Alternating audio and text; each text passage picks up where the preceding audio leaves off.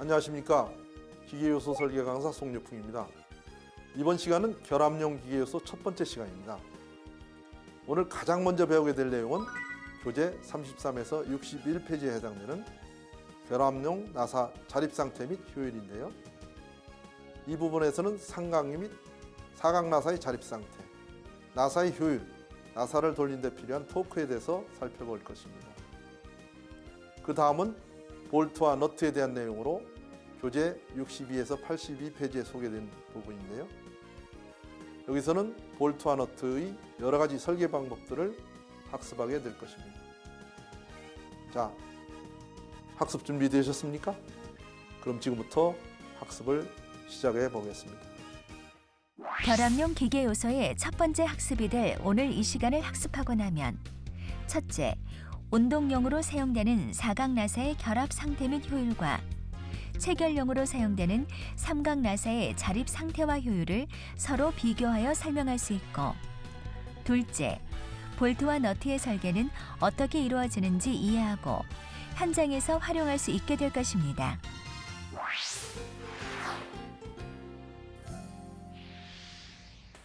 현장에서 작업을 하다 보면 여러 가지 나사를 사용하잖아요. 그 중에서도 삼각 나사하고 사각 나사가 많이 사용되더라고요. 그런데 사각 나사는 운동용으로 사용하고 삼각 나사는 주로 체결용으로 사용하던데 그 이유가 뭔가요? 똑같은 나사인 것 같은데 무슨 차이가 있는 건지 궁금합니다. 네, 삼각 나사와 사각 나사. 그냥 봐서는 별로 다를 게 없죠. 하지만 이 삼각과 사각 나사산 차이로 인해서 마찰계수 차이가 발생합니다. 다시 말해서 사각 나사의 마찰계수가 삼각 나사에서는 상당 마찰계수가 되기 때문에 마찰계수 값이 커지게 되는 것입니다.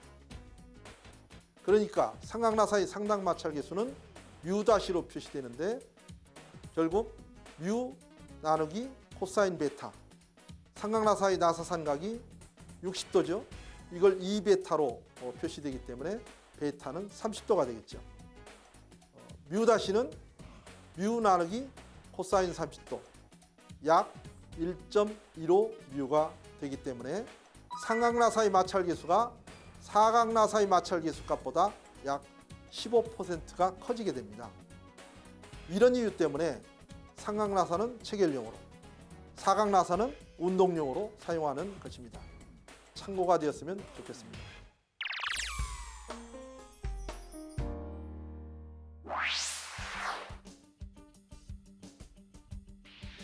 이번에는 결합용 나사의 자립 상태 및 효율에 대해서 학습하도록 하겠습니다.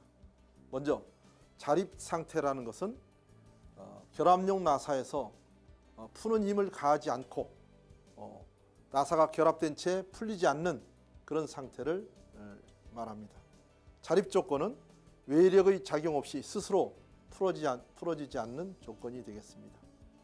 그러면 사각 나사의 저일대의 힘에 대해서 한번 자세히 살펴보도록 하겠습니다. 사각 나사를 잴 때의 회전력 하면 힘이 되겠지만 여기서 P와 Q를 두 가지를 볼 수가 있는데요. 우선 나사면을 따라서 P의 힘을 가하면 거기에는 Q의 힘에 의해서 마찰력이 발생이 되는데, 물론 마찰력은 여기서 보면 나사면에 대해서 수직 방향으로 작용하는 것을 우리가 거기다 마찰계수 값을 곱하면 그 부분이 마찰력이 되는데, 그 수직 응력 불력을 수직 불력 곱하기 마찰계수 값은 결국 평행 불력과 일치한다, 이렇게 보시면 되겠습니다. 그래서 가장 기본적인 식이 바로 수직 불력에다가 마찰계수를 곱했을 때 그 합은 평행 불력과 같다, 이렇게 우리가 식을 정리할 수가 있겠습니다. 그것을 다시 식으로 나타내서 보면 수직 불력은 P 사인 알파, 바로 이 부분이 되겠죠. P 사인 알파 플러스 Q 코사인 알파, 이 부분이 되겠죠.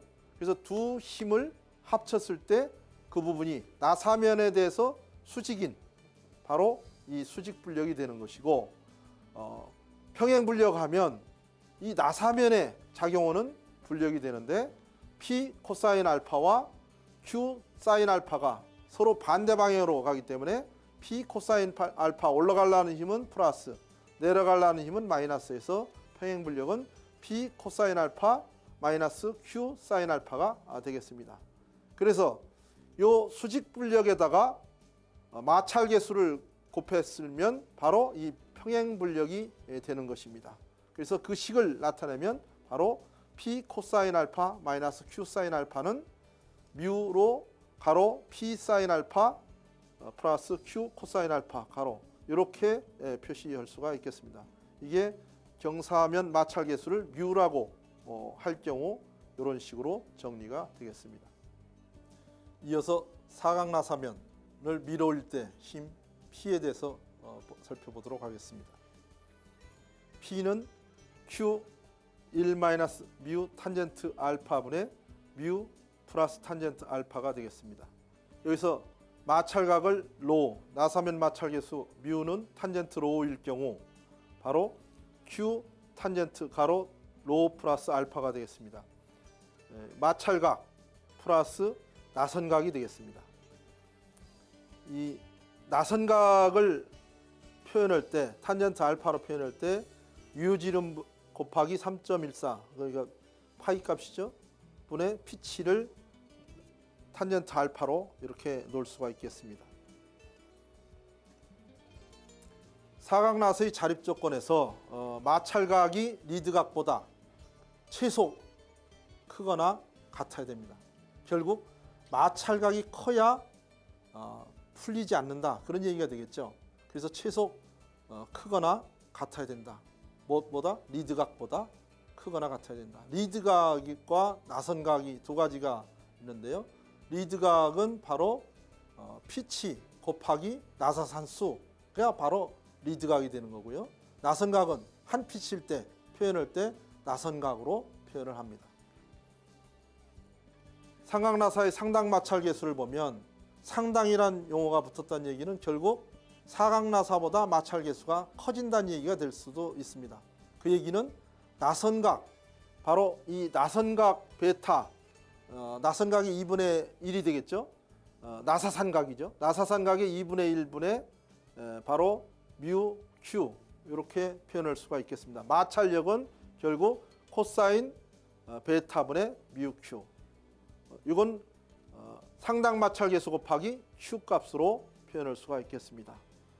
상당 마찰 계수는 마찰 계수를 코사인 베타 값으로 결국 나선각의 2분의 1, 코사인 나선각의 2분의 1로 나눴을 때 그 값은 탄젠트 로 다시로 표현할 수 있다.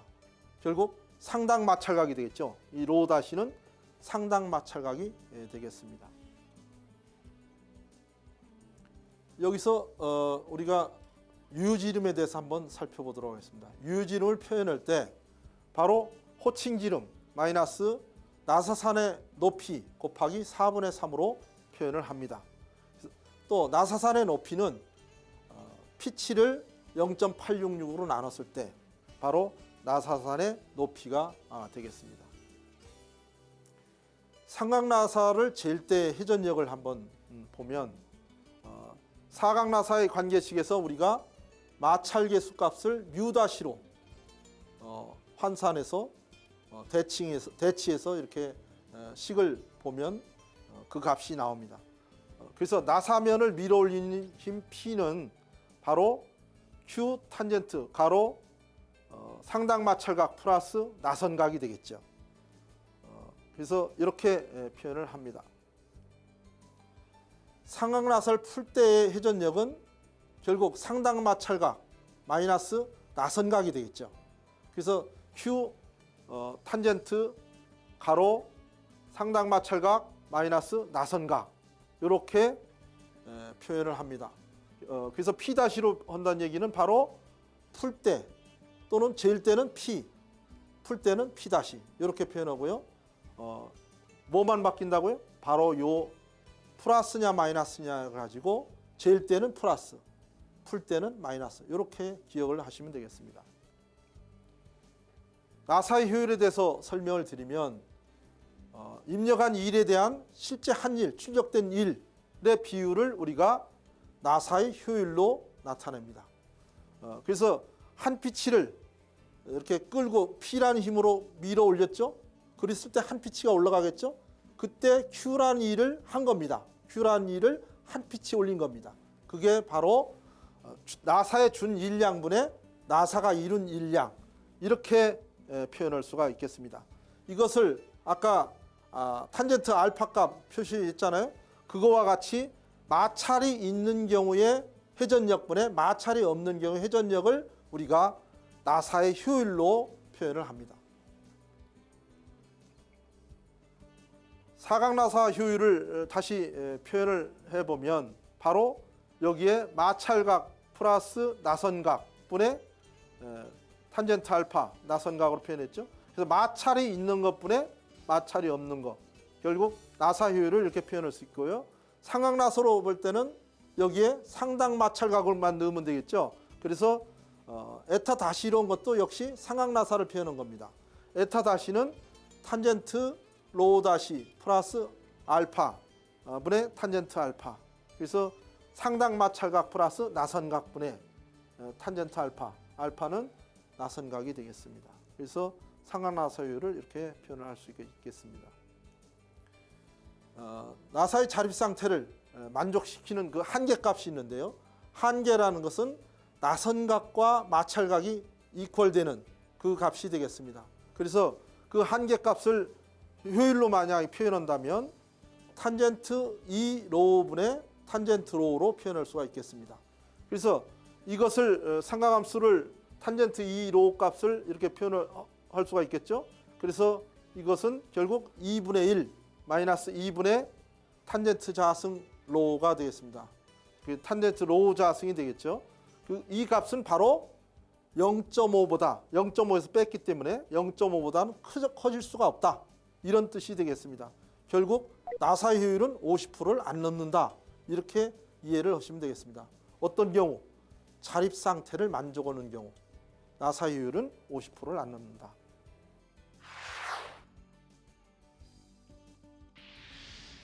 이어서 사각나사를 돌리는 데 필요한 토크에 대해서 보도록 하겠습니다. 사각나사를 체결할 때 토크, 비틀리 모멘트 T값은 바로 유지름의 반, 떨어진 거리가 반이고 그 다음에 나사면을 밀어올린 힘 P, 요 두 개를 곱했을 때 토크가 발생되는, 이렇게 보시면 되겠죠. 결국 그 토크를 다시 표현하면 Q 2분의 D2 탄젠트 가로 로 플러스 알파. 근데 2분의 D2는 바로 유지름의 반이 되는 거고요. 요 Q 탄젠트 로 플러스 알파, 이것은 P 값이 되겠죠. 그래서 사각나사를 체결할 때는 바로 이렇게 플러스가 되고 풀 때는 마이너스가 되는 요 점만 이해를 하신다면 결국 풀 때는 마찰각에서 나선각을 뺀 탄젠트 값으로 우리가 산정을 한다. 이렇게 이해를 하시면 되겠습니다. 삼각나사를 돌릴 때 필요한 토크는 다른 점이 뭐죠? 사각나사와 다른 점은 바로 상당 마찰각을 쓴다는 겁니다. 로우 다시. 그래서 상당 마찰각을 써서 조일 때는 플러스 나선각, 풀 때는 상당 마찰각 마이너스 나선각. 이렇게 사각나사와 다른 점은 상당 마찰각 쓴다는 것만 기억하시면 되겠습니다. 삼각나사를 공구를 사용해서 체결한다. 지금 그림에서 보시는 공구는 스패너인데요. 산업 현장에서 많이 쓰고 있죠. 산업 현장에서 쓰고 있는 스패너는 볼트 너트를 풀거나 조일 때 사용하는 공구가 되겠습니다. 이 스패너를 사용해서 스패너 끝을 잡고 이렇게 움직인다면 떨어진 거리 L이 되겠죠. 그래서 조금 전에 배운 학습한 나사면을 밀어올 때 발생하는 토크, 그 토크 값을 떨어진 거리 L에서 이렇게 돌린다면 힘이 덜 들겠죠. 그래서 스패너가 길이가 길다 하면 F 값이 작아지는 그런 것을 우리가 식으로 볼 수 있는데요. 바로 이걸 식으로 표현한다면 Q 대가로에서 2분의 D2 탄젠트 로우 다시 상당 마찰각이 되겠죠. 상당 마찰각 플러스 나선각 가로 플러스 뮤m 곱하기 Rn 했는데 뮤m과 Rn은 뭐죠? 바로 뮤m은 너트 와샤의 자리면 마찰계수고 Rn은 너트와 와샤의 평균 반지름입니다. 지금 그림에서 보시면 그 너트 밑에 와샤가 붙어 있습니다. 그 면에서도 마찰이 발생된다는 거죠. 그래서 그 면에 발생된 마찰 값을 바로 여기 토크로 잡아서 스패너에서 발생되는 스패너를 조이거나 풀 때 힘을 어느 정도 줄 것이냐 계산한다면 L 값을 큰 게 필요한지 작은 게 필요한지 이렇게 이해를 하시면 되겠습니다. 여기서 평균 반지름 조금 전에 본 내용 중에 평균 반지름을 계산할 때 너트는 평균 반지름을 계산할 때 호칭 지름 곱하기 0.74 와샤는 0.35 루트 바깥 지름의 자승 플러스 안 지름의 자승 이렇게 표현을 합니다.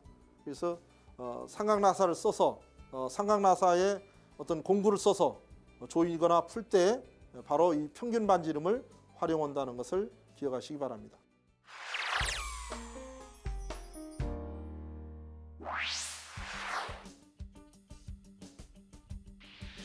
볼트 너트를 설계해 보도록 하겠습니다.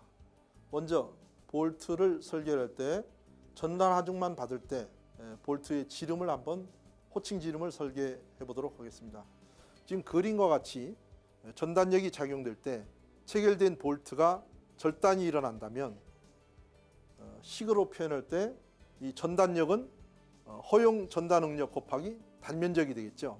그래서 허용 전단 응력 곱하기 단면적 이렇게 표현할 수가 있겠습니다. 이것을 호칭 지름으로 계산을 한다면 루트 허용 전단 응력 분의 1.273 곱하기 전단력 이렇게 표현이 됩니다. 볼트의 지름은 안전성을 고려해 가지고 계산한 값보다 큰 값으로 KS 규격집에서 이렇게 선정을 하게 되는데요. 그 얘기는 호칭 지름을 선택한다는 얘기는 그 윗단계 그러니까 계산한 값보다 큰 값을 선택해서 안전하게 사용해야 된다 이렇게 말씀드릴 수가 있겠습니다.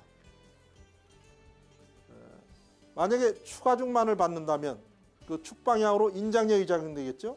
지금 그림과 같이 인장력이 작용된다면 먼저 골지름부터 설계를 하고 그 다음에 호칭 지름으로 환산하는 이 두 단계를 거쳐야 우리가 설계가 끝나는 겁니다. 추가중만을 받는다 하면 먼저 골지름이 가장 취약부가 되니까 그 부분에 대해서 설계를 하고 계산을 하고 그 다음에 호칭 지름으로 환산을 해서 설계를 하면 되겠습니다.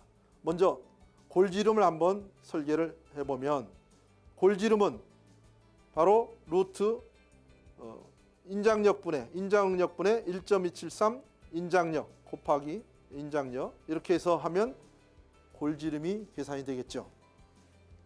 골지름을 한번 호칭 지름으로 환산을 한번 해보도록 하겠습니다. 골지름은 80% 그러니까 호칭 지름의 80%를 적용을 해서 식으로 이렇게 놓으면 T1은 호칭 지름 곱하기 0.8이 되겠죠. 그걸 식으로 이렇게 표현할 수가 있겠고요. 이것을 바깥지름으로 계산을 해보면 루트 인장력 응력분의 2 곱하기 인장력 이렇게 계산하면 볼트의 바깥지름이 계산되는데 여기서 우리가 주의해야 될 점은 호칭 지름으로 환산을 하는 겁니다. 그럼 뭐가 다르냐? 인장응력과 허용 인장응력을 넣는 거죠. 재료에 허용 인장응력을 넣어서 계산을 하면 호칭 지름이 되겠죠. 그래서 그렇게 해서 우리가 볼트의 호칭 지름으로 계산이 끝나면 이게 바로 인장응력만 받을 때 우리가 볼트의 지름을 설계하는 식을 우리가 여기서 볼 수가 있겠습니다. 만약에 여기서 추가중과 비틀림이 동시에 받는다면 어떻게 될까요? 그럼 어떤 경우가 그렇게 되죠? 지금 그림과 같이 스패너를 이용해서 이렇게 조인다든지 푼다든지 할 경우 스패너에 의해서 비틀림이 발생됩니다. 바로 이 비틀림을 동시에 받으면 조금 전에는 추가중만 받는다든지 또는 전단을 받는다든지 이렇게 설계했는데 지금과 같이 체결할 때 이런 경우가 많겠죠. 이렇게 작용을 한다면 바로 식으로 표현한다면 요 3분의 1만치가 비틀림이 더 작용된다라고 이해를 하신다면 표와 같이 지금 D 값을 루트 3 곱하기 허용 인장력분의 8 곱하기 인장력으로 이렇게 표현을 하면 동시에 받는 추가중과 비틀림을 동시에 받을 때 볼트의 지름을 설계할 수가 있겠습니다. 다음 너트를 설계를 해보는데요. 너트는 나사산의 산수 곱하기 피치가 되겠죠. 또 나사산수를 얼마로 하느냐 이게 이제 중요한데 나사산수를 계산할 때는 가장 중요한 것이 평균 접촉 압력입니다. 나사면에 접촉되는 압력을 얼마로 해야 되느냐.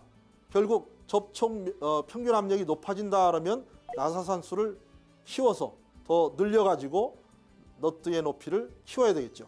그러면 평균 접촉 압력이 내려가게 되는 경우가 되겠죠. 그걸 식으로 나타내면 평균 접촉 압력 QM은 나사산수 곱하기 파이 곱하기 평균 유효지름이 되겠죠. 유효지름 곱하기 나사산의 높이 분의 인장력 이렇게 하면 나사면에 접촉되는 평균 접촉 압력이 되겠습니다. 지금 표로 보시는 것이 허용할 수 있는 나사면에서 허용할 수 있는 허용 접촉 압력이 됩니다. 그러니까 이 값 이하로 설계를 하면 결합용으로 쓸 수도 있고 또 이 값 이하로 하면 전동용으로 쓸 수 있고 어느 용도로 쓰느냐에 따라서 평균 접촉 압력을 이제 적용을 하게 되는데요.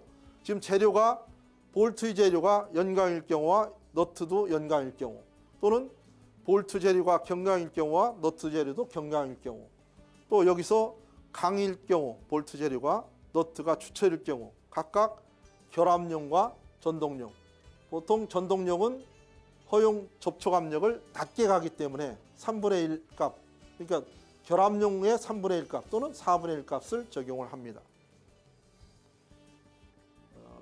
나사산의 수를 한번 계산하는 식을 보시면 파이 곱하기 유효지름 곱하기 나사산의 높이 곱하기 허용 접촉 압력이 되겠죠. 허용 접촉 압력분의 인장력 이렇게 하면 나사산 수가 나옵니다. 결국 나사산 수 곱하기 피치하면 나사의 높이가 되겠죠. 그래서 이렇게 식으로 표현할 수가 있겠습니다.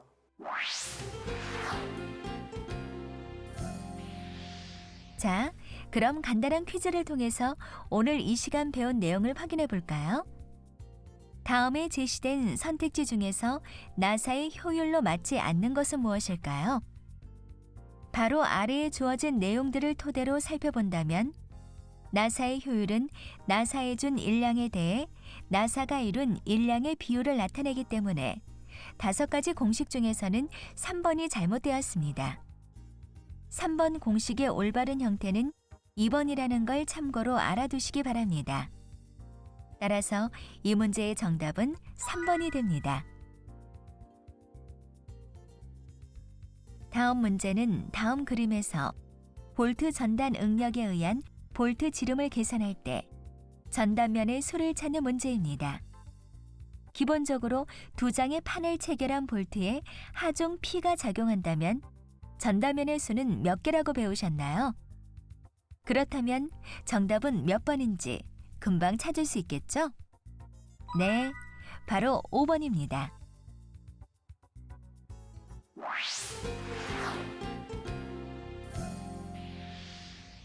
오늘 이 시간은 결합용 기계 요소의 첫 번째 시간이었습니다. 오늘 학습을 통해 첫째로 결합용 나사의 자립 상태 및 효율에 대해 알아보았는데요. 사각 나사와 삼각 나사의 자립 상태에서 사각 나사는 각형 나사산으로 직각면에 대한 마찰 계수가 적용된다는 점을 확인했습니다. 또 삼각 나사는 나사상 각이 60도의 사면에서는 상당 마찰 계수가 적용된다는 점도 알게 되었죠.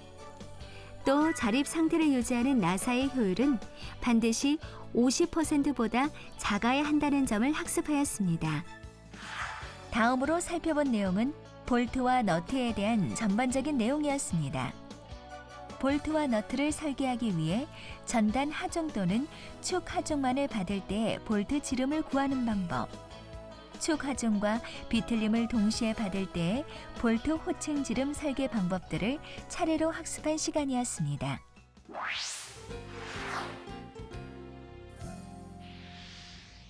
다음 시간에는 결합용 기계 요소의 두 번째 시간으로 키와 핀의 설계, 리빗 이음의 강도 및 효율, 그리고 필릿 용접 이음 설계 방법에 대해 알아보도록 하겠습니다.